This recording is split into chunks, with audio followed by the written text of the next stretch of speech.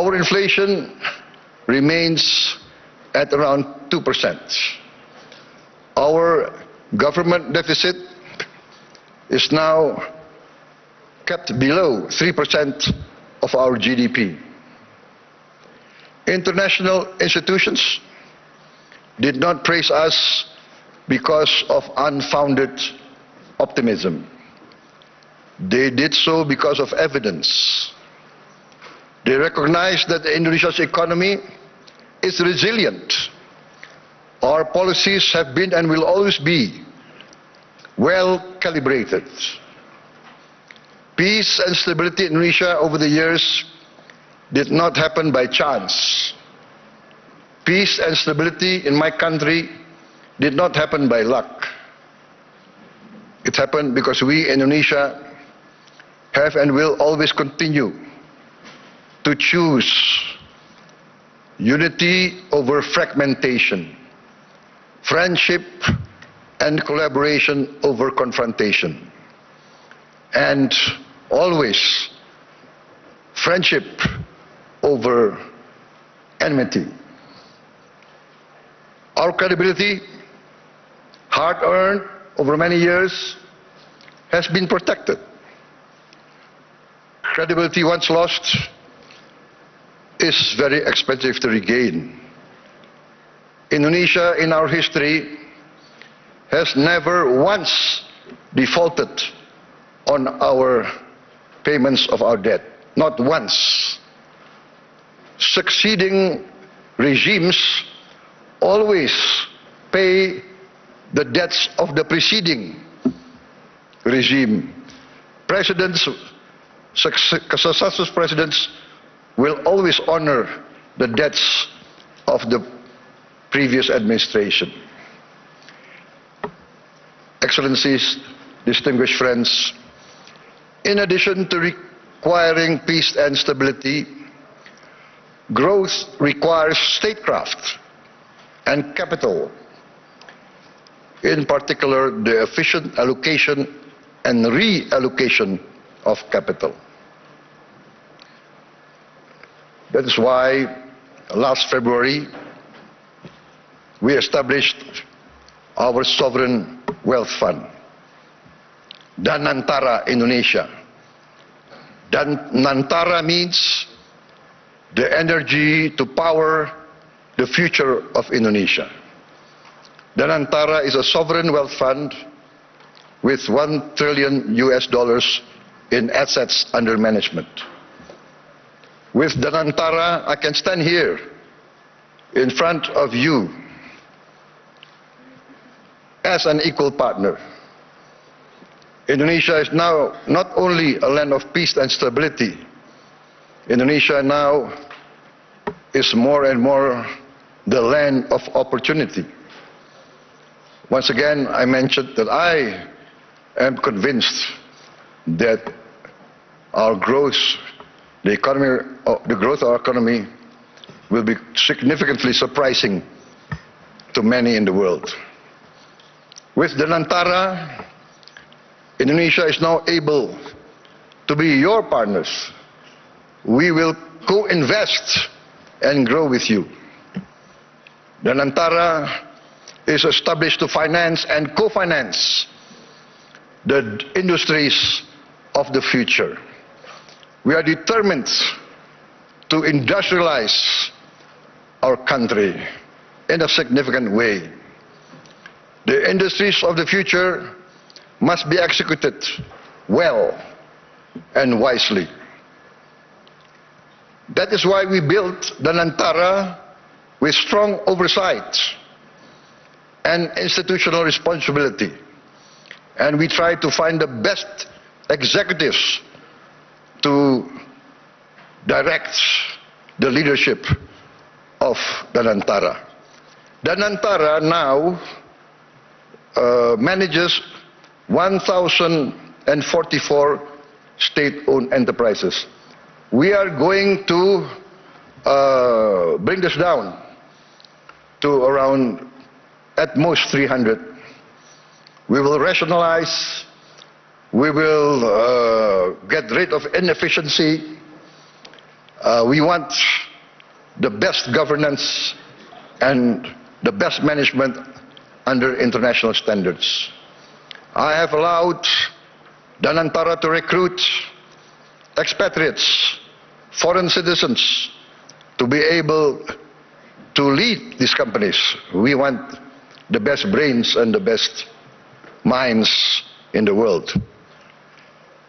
This is, in fact, how we run Indonesia now. From our social programs to our efforts to downstream our natural resources, to our efforts to reach self-sufficiency in food and energy. All are now accompanied by strong oversight and capable leaders. In the first 2 months of my administration, we carried out a vigorous efficiency program. We saved $18 billion by stopping inefficient and dubious programs from our budget, and redirected these funds to projects that directly improve livelihoods and impact all of society. As a result, on January 6, 2025, we started our free nutritious meals program for pregnant and lactating mothers, infants, and all Indonesian children.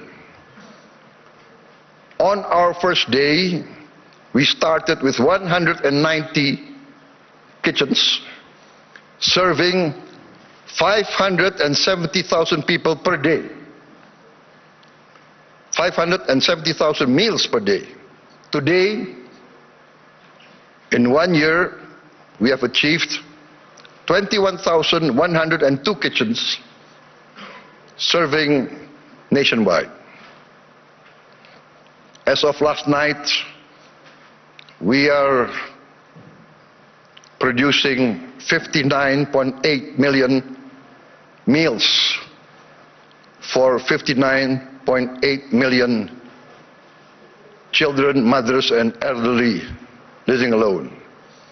They receive these meals every day.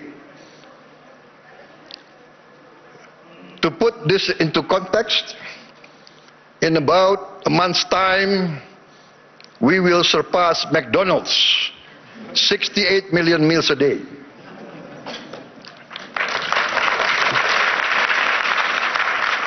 We started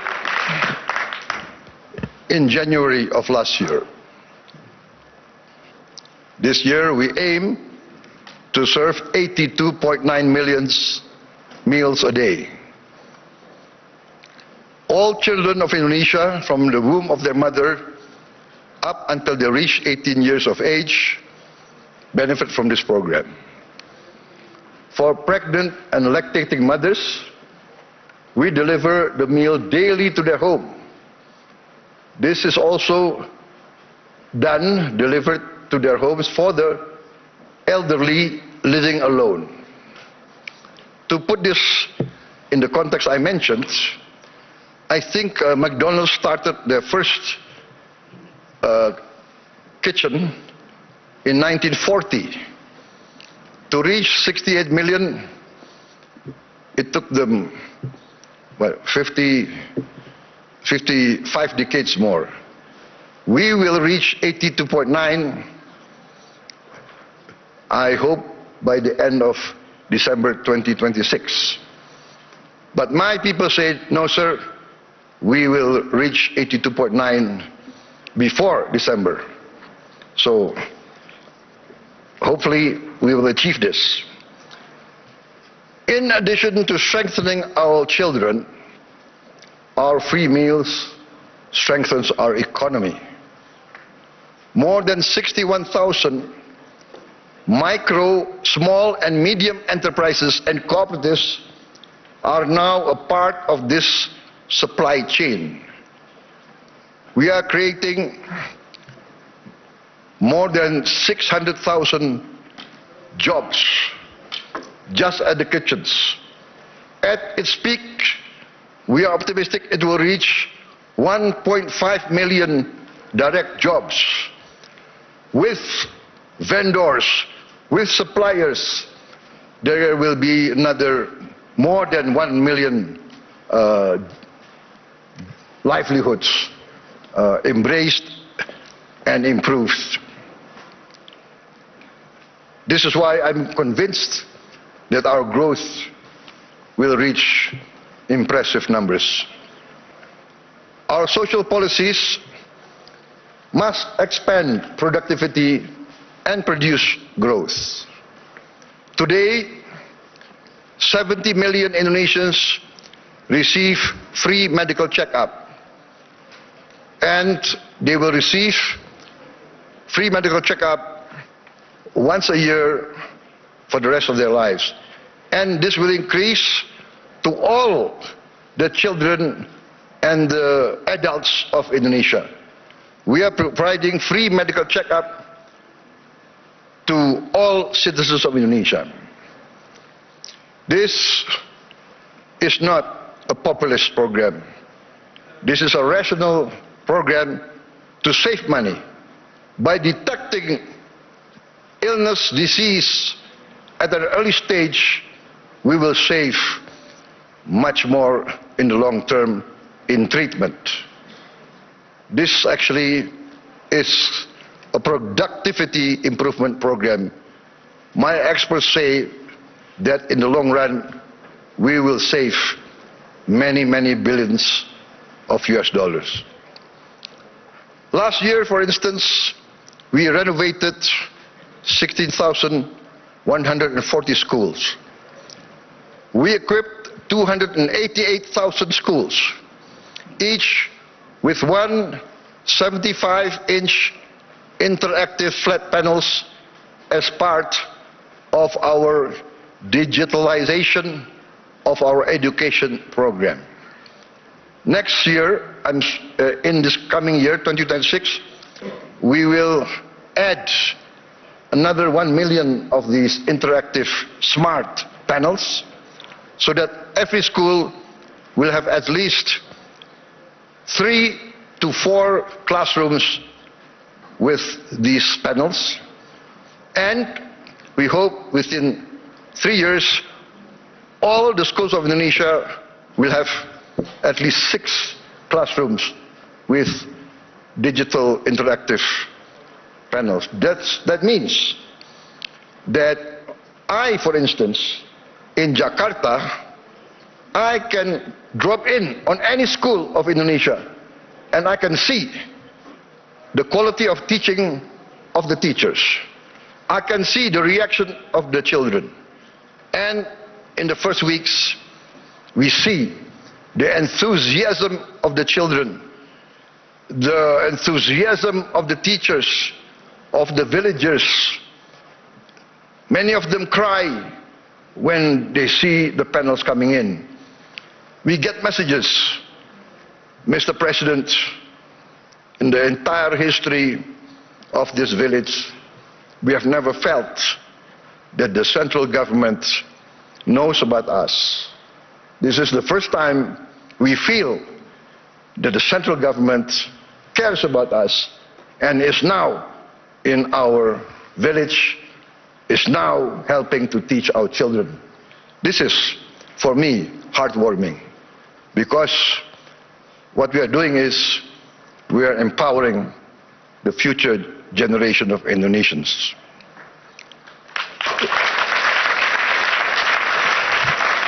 Why does this matter to global investors gathering here at the World Economic Forum? Because I am of the conviction that human capital determines long-term growth, long-term returns. Human development, human resources is the key to a thriving and successful nation. Lack of education is the path towards failed states. No country can hope to be stable and prosper if its people are illiterate, if its people are not able to keep up with modern science and technology. In addition, this year we will increase the renovation. I'm determined to modernize and renovate 60,000 schools. I'm also building 1,000 schools, what I call integrated, comprehensive schools with modern facilities, with modern laboratories, 1,000. I have already, 500, but I've already built 160 schools, boarding schools for the very poor. So this is maybe unique, because usually the children of the upper class, the children of the wealthy, go to boarding school. But I now make boarding schools for the very poor. Their only condition for entering the school is they must come from the bottom deciles of our society. Those who are very poor, I'm taking their children. I want to cut the chain of poverty. Usually in countries like my countries of the global south, countries of the third world, countries coming out of hundreds of years of colonialism, usually the son of a poor peasant will be a poor peasant. The son of a garbage collector will be a garbage collector. The son of a street hawker will be a street hawker. The son of a day laborer in the harbor will also be a day laborer in the harbor. This is what we call in the global south the circle of poverty. I'm determined to break the circle. I'm determined that the son of the poorest should not be poor. They must be given equal opportunity.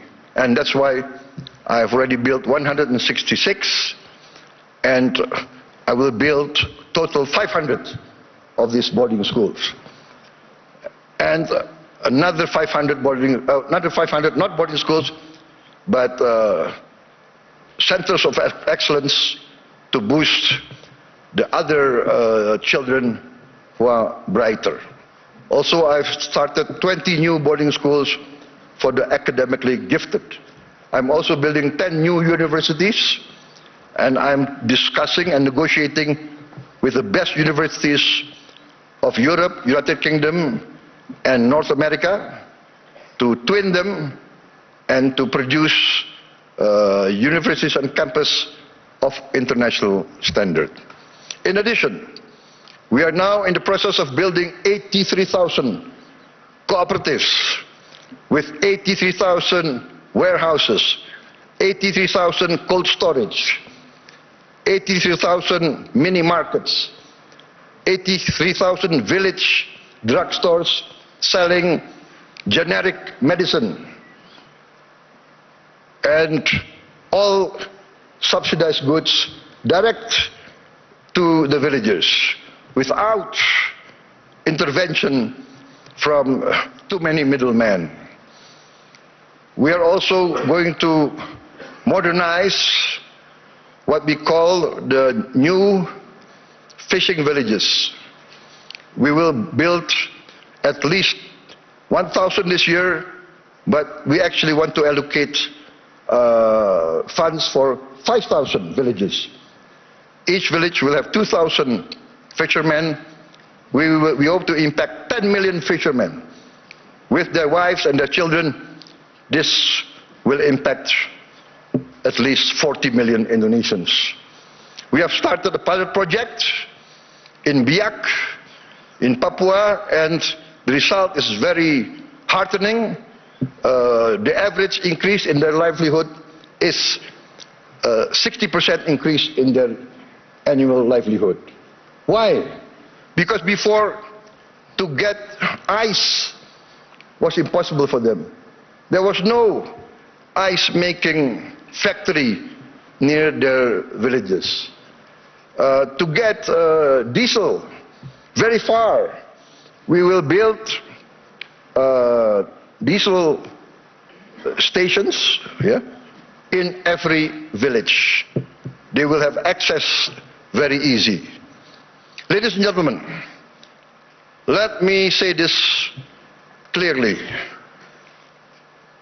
There is no investment climate without the certainty of equitable rule of law.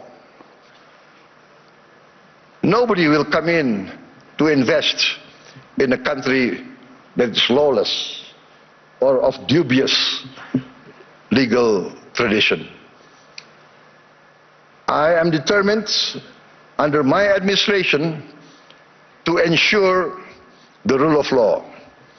The rule of law must prevail over any vested interests.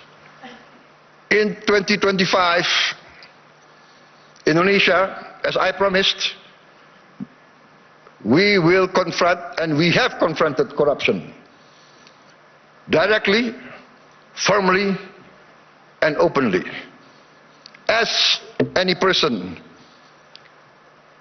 dealing with an illness, with a disease, we must have the courage to acknowledge the illness and disease that we suffer. We are determined directly to fight against this corruption. It's challenging. Not many people believe we can do it, but we have no choice. I have no choice. I have been inaugurated, I've been sworn in to uphold the Constitution and the rule of law. In my first weeks in government, we uncovered massive abuse in fuel and crude oil governance. In all sectors of the economy, we found illegality, illegal practices. In my first year of administration, we have already confiscated 4 million hectares of illegal plantations and illegal mines. It is amazing. I call this not free enterprise. I call this not the free market. I called it openly greedonomics, the economics of greed, the economics of rapacious practices. Maybe in many of your countries there was a period like this, a period of the robber barons. I have confiscated 4 million hectares, but 2 days ago I led a cabinet meeting by Zoom from London, and we decided to confiscate or to revoke the licenses of 28 corporations which had licenses over 1.01 million hectares. I revoked because we found them violating laws. They were building plantations on protected forests. This is a flagrant undermining of the rule of law. Perhaps these rapacious so-called entrepreneurs feel that they need not recognize the sovereignty of the Indonesian government. Or perhaps they feel they can buy all Indonesian government officials. I have reports that some of these people in their meetings say, oh, it's okay, there is no government official that cannot be bought. Well, I challenge them to try to buy officials from my administration. They will come to find themselves a big surprise. Combined with the 4 million hectares of illegal plantations already confiscated, we have, in fact, enacted the boldest, the most daring forest law enforcement effort in the history of Indonesia. We have closed, up to now, 1,000 illegal mines. But my staff, my people report to me, sir, there is at least another 1,000 or more. There could be as many as 666 corporations that violate the law. So I say, what can we do? We can only have the courage to enforce the law. There can be no compromise. There can be no turning back. My people demand this, and we are determined to serve our people in honesty.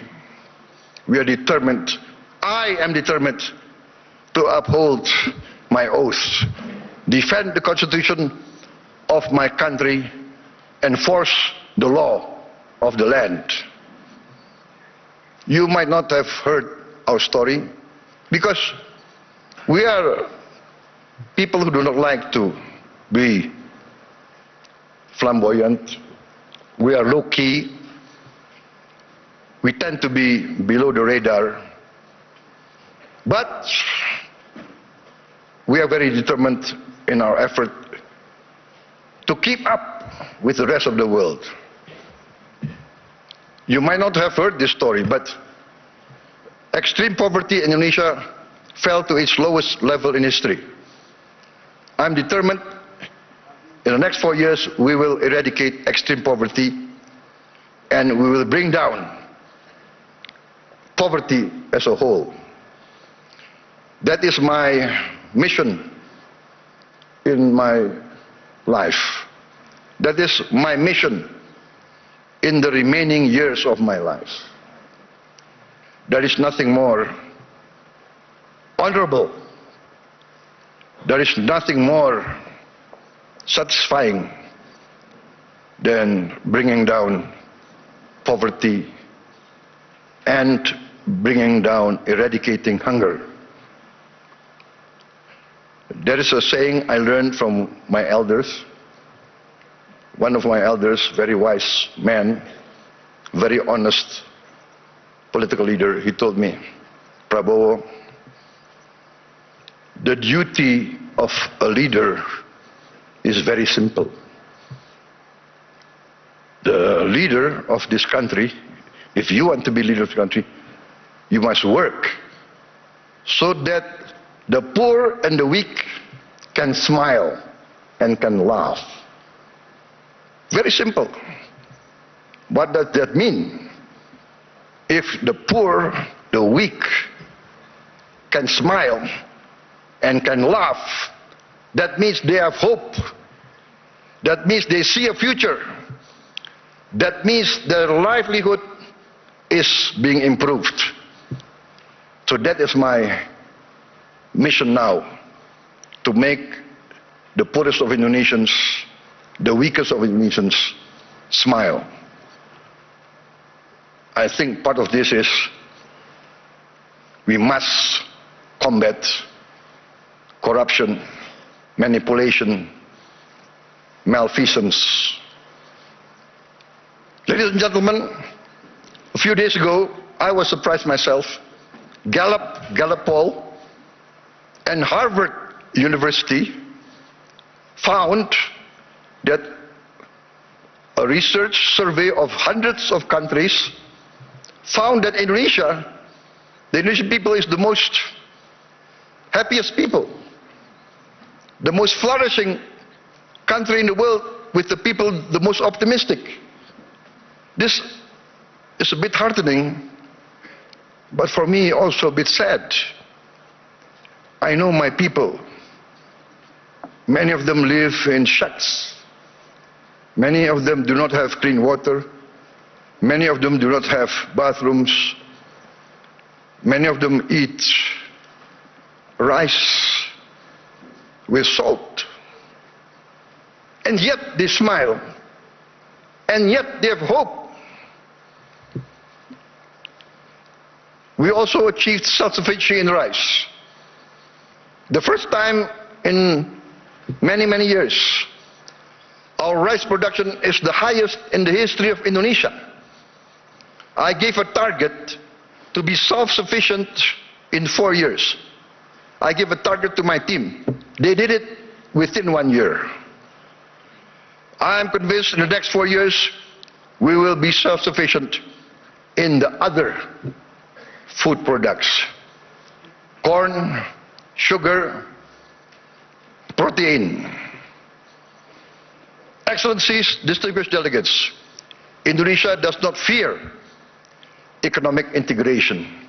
We are a trading nation for hundreds of years. We conclude now trade agreements not because it is fashionable, but we consider it necessary. We believe in the concept of win-win. Last year we signed free trade agreements and comprehensive economic partnership agreements with Europe, with the EU, Canada, Peru, Eurasia. I have just visited the United Kingdom to sign our new strategic partnership. Also an economic growth agreement, and we hope next year we can conclude a comprehensive economic partnership agreement with the United Kingdom. This is part of our strategy to deepen productivity, reduce barriers, unlock private sector growth for Indonesia, ASEAN, and the Global South.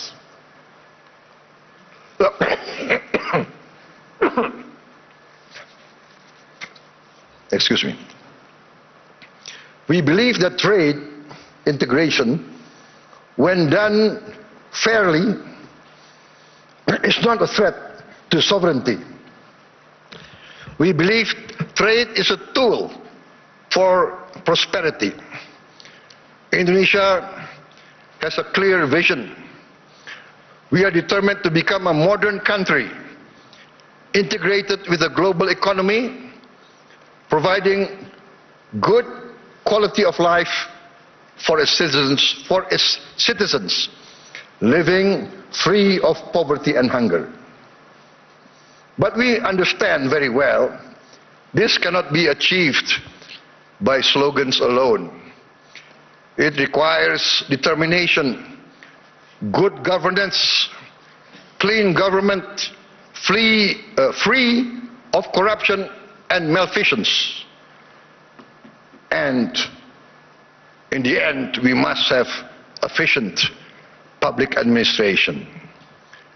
We must also enact a new culture in our bureaucracy.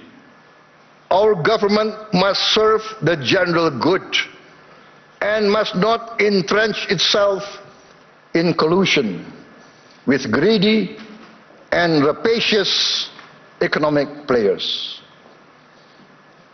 Achieving our mission also requires smart investment in infrastructure, simplifying rules and regulations, getting rid of too much red tape, and of course significant investment in health and education.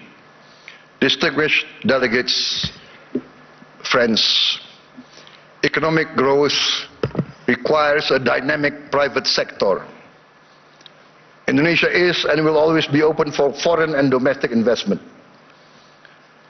And we realize the prerequisite for investment is political and economic stability. Also, the certainty of equitable rule of law, guaranteed by a strong, clean and democratic government. Indonesia today offers sustainable growth with stability. We may be very low-key, we may be below the radar, we don't like to be flamboyant, to be bragging. We believe in evidence, evidence-based action. In fact, I was invited to speak last year here, and I declined. Why? Because had I come last year, I would have only been leading my administration only for 2 months.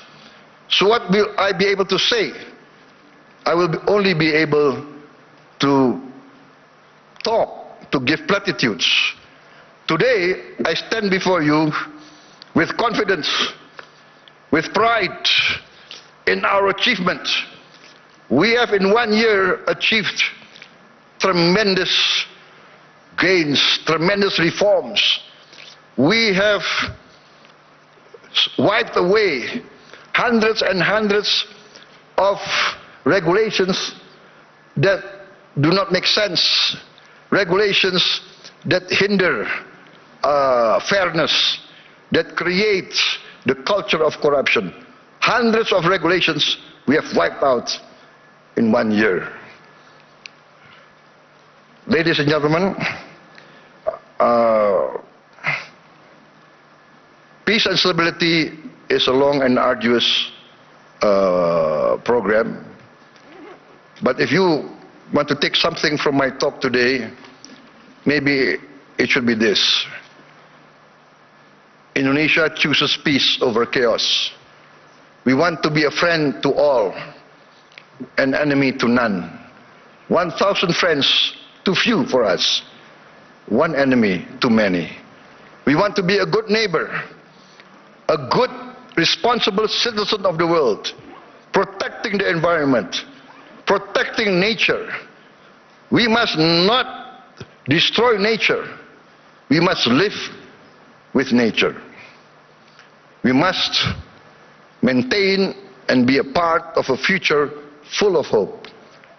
Hope grounded in credibility, execution of sound public policy, and continuous record of growth with equity. Let us build the world we want to live in together. Let us continue the journey to improve the quality of life for all, to live in peace, freedom, friendship, tolerance, coexistence, and cooperation for all races, all ethnicity, all religions. Let us continue our pursuit of justice for all, security and freedom for all. I look forward to seeing many of you here in this room, in Indonesia, because in Bali this June, we will host the first Ocean Impact Summit, together with the World Economic Forum, which Indonesia is sponsoring, together with the important participation of Mr. Ray Dalio and his research vessel, Ocean X. There is a SpaceX, I think, from Mr. Elon Musk, but I think Mr. Ray Dalio is one of the pioneers in ocean research. And Indonesia, being 3/4 sea, we are very concerned about the future of our ocean. Ladies and gentlemen, thank you very much for your attention. May you go in peace with the blessing of the Almighty God. Wassalamualaikum warahmatullahi wabarakatuh. Shalom, salve, Om Shanti, Shanti Om. May peace be upon us all. Thank you.